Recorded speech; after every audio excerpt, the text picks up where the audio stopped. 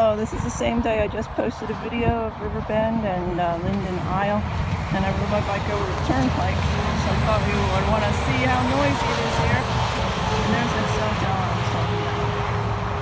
Now, if you're over here, your house is not right here, at least most of them are not.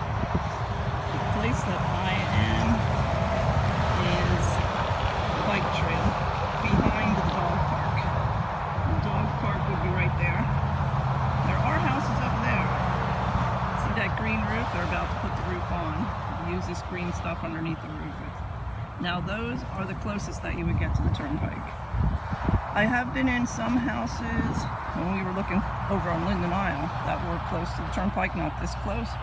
You hear nothing inside the house, not inside.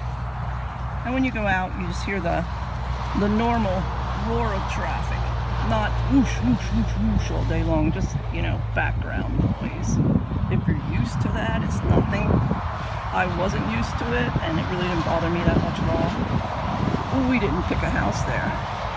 But there's the tower again, and you can see a large tower over there. That's part of the village as well.